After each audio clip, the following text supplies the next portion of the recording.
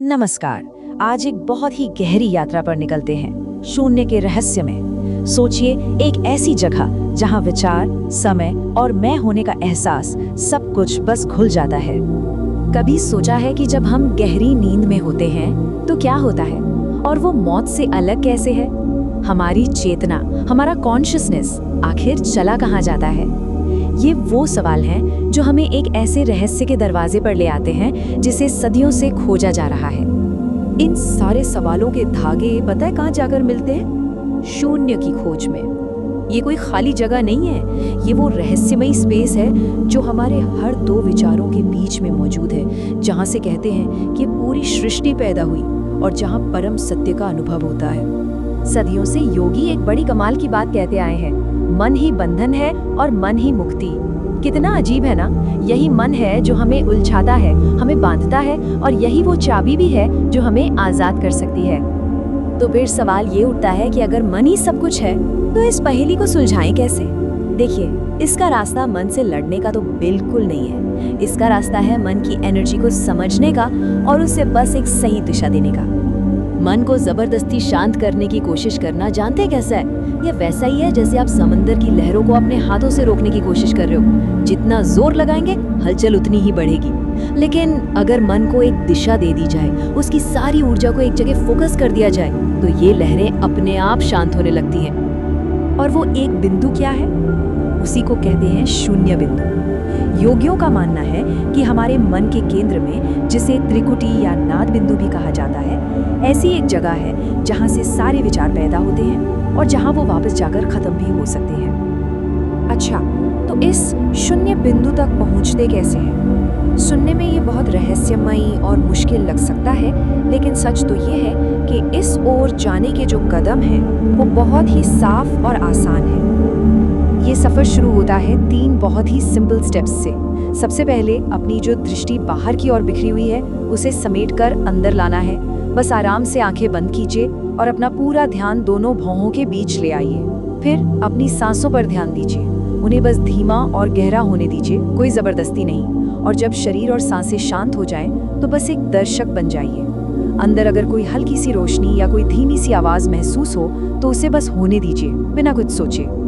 ये बात इस मिसाल से और भी साफ हो जाती है। सोचिए, एक तीर अपनी सारी की सारी एनर्जी एक नोक पर लगाकर निशाने को भेद देता है ना? बिल्कुल वैसे ही जब हमारे मन की ये जो बिखरी हुई एनर्जी है एक बिंदु पर फोकस हो जाती है, तो मन अपने आप ही शांत, एकदम मौन हो जाता है। अब आता है इस सफर का सबसे अहम और हाँ, सबसे मुश्किल मोड़, वो पल जब अहंकार को छोड़ना होता है। क्या होता है उस पल जब ध्यान करने वाले को ऐसा लगने लगता है कि मैं मिट रहा हूँ, कि अपना वजूद खो रहा है? ये वही मोड़ है जहाँ डर और हमारा अहंकार हमें रोकने की पूरी कोशिश करते हैं। और इसका जवाब सिर्फ एक शब्द में है, समर्पण। उस पल लड़ना नहीं है, कुछ पकड़ने की कोशिश नहीं करनी है, बस जो हो रहा है उसके आगे पूरी तरह से सरेंडर कर देना है।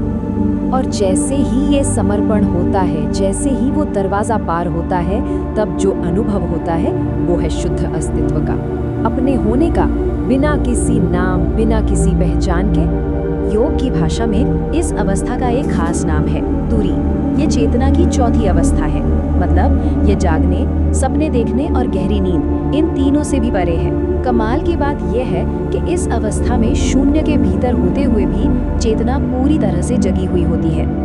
तो कैसा महसूस होता है शून्य के भीतर? कल्पना कीजिए, वक्त का एहसास ही नहीं रहा, शरीर या मन की कोई बाउंड्री नहीं है, बस एक गहरी, कभी न खत्म होने वाली शांति है जो आपके पूरे वजूद में बह रही है। मैं होने का जो भाव है वो गायब हो जाता है और बस एक एहसास रह जाता है कि आप एक निराकार शुद्ध चेतना है, या शायद सिर्फ ऊर्जा।